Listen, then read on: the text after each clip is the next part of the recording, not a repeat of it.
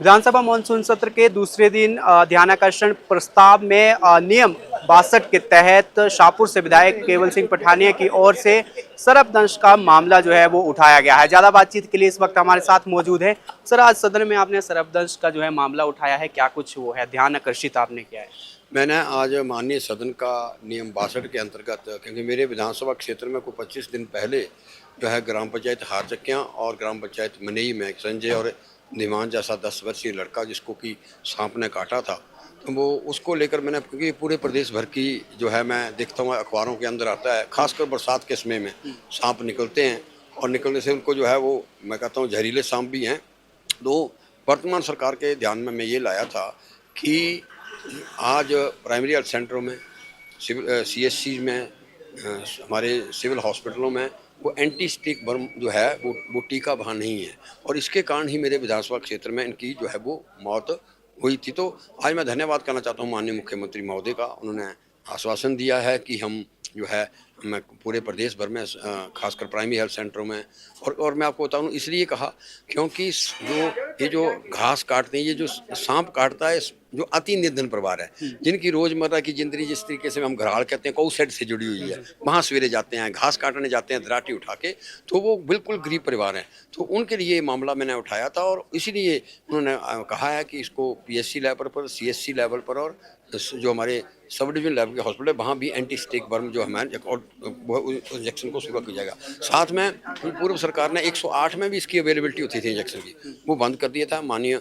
स्वास्थ्य मंत्री ने कहा है कि उसको दोबारा से जो है 108 में भी अब अवेलेबल कराएगा, जिससे कि एट द स्पॉट ही उसको जो मिल सके। तीसरा मेरा यह था कि स्नेक पार्क जो है एक, क्योंकि अभी तक जो इंजेक्शन बनते हैं उसका रॉ मटेरियल जो है वो तमिलनाडु के अंदर, तमिलनाडु से इंजेक्शन आते हैं और यहाँ वहाँ की जोग्राफी और टोपोग्राफी और हिमाचल की टोपोग्राफी में फ़र्क है। वहाँ की जो प्रजातियाँ हैं खासकर सांप की और हिमाचल प्रदेश की प्रजातियाँ, वहाँ के टेम्परेचर और यहाँ के टेम्परेचर का फ़र्क है। इसलिए हमने कहा कि जिला कांगड़ा के गोपालपुर के अंदर जो है स्नेक पार्क जो है इस्टेब्लिश किया जाए और यहाँ वाइल्ड लाइफ डिपार्टमेंट ने, जो फॉरेस्ट का वाइल्ड लाइफ डिपार्टमेंट है, उन्होंने बहुत सी स्टडी करके रखी है स्नेक वाइट को लेकर। उनके साथ एक ज्वाइंट कमेटी बनाकर स्नेक पार्क जो है वहाँ, जिससे कि यहाँ ही वो टीका जो है वो हमारी CPRI कसौली है उसके साथ कोऑर्डिनेट टीका भी वहाँ तैयार हो। और अंतिम मेरा ये था कि जो स्नेक वाइट होता है, हमारा ये हिंदू धर्म है, जब किसी को सांप कट जाता है तो हम किसी चेले के पास जाते हैं गांव, और इसमें पढ़े लिखे लोग नहीं है, सांप उन्हीं को काटता है जो मैं पहले कहा अति निर्धन परिवार है, वो चेले के पास जाते हैं, कई बार वो लेट हो जाते हैं। और जिस तरीके के जिला कांगड़ा के अंदर, शिमला के अंदर, शिमला में इंजेक्शन अवेलेबल होगा, इसी तरीके से पूरे जिला कांगड़ा में टांडा के अंदर वो इंजेक्शन है,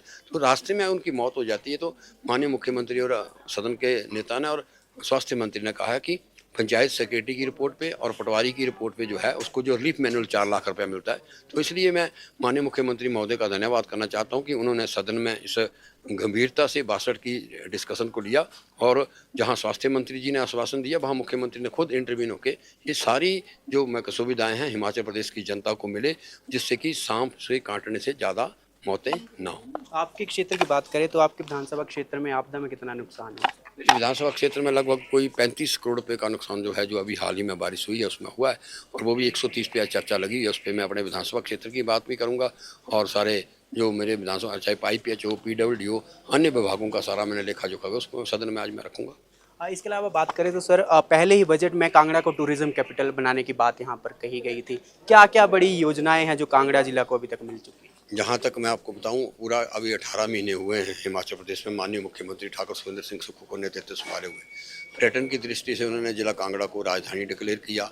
आपने देखा होगा नियम 19 की नोटिफिकेशन जो है वो एयरपोर्ट की जो है वो हो चुकी है, एयरपोर्ट की एक्सपेंशन है, टूरिस्ट विलेज है। इसी तरीके से मैं कहता हूँ बहुत सी, मेरा करेरी लेक है मेरे इलाके में, खबरू फाल है, इसी तरीके से चौबीन का भीड़ है।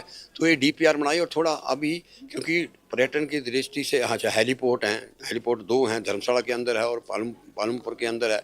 इसी तरीके से अब बहुत बड़ा टूरिस्ट विलेज पालमपुर के अंदर आ रहा है, एक मेरे विधानसभा क्षेत्र नरघोटा के अंदर आ रहा है। तो अब धीरे धीरे कुल मिला के कहूँ कि 4-5 महीने तो वर्तमान मुख्यमंत्री और सरकार के निकल गए हैं इलेक्शन में ही, तो अब धीरे धीरे ये पर्यटन की दृष्टि से जो DPR जिला कांगड़ा की बनाई है और ये मील का पत्थर साबित होगा जब देखना ये प्रदेश का सबसे बड़ा जो एयरपोर्ट जो है वो वहाँ स्थापित होगा। कब तक ये एयरपोर्ट स्थापित कर दिया जाएगा, क्योंकि काफ़ी लंबे समय से ये देखा जा रहा है उसका विस्तारीकरण की सिर्फ सुर्खियां ही देखी जाती है, धरातल पर कुछ ऐसा नहीं। ये पहली बार हुआ है 19 तक पहुँचे, पहली बार हुआ कि कंपनसेशन जो है अब ये नोटिस दिया गया है 1 महीने, आज 7 दिन हो गए, 23 दिन और हैं।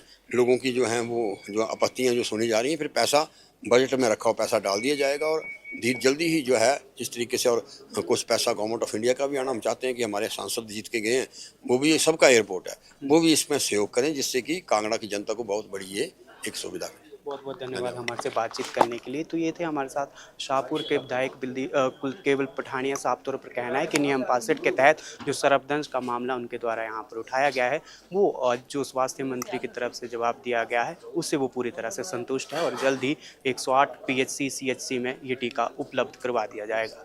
समाचार फर्स्ट के लिए शिमला से नीरज चोपड़ा की रिपोर्ट।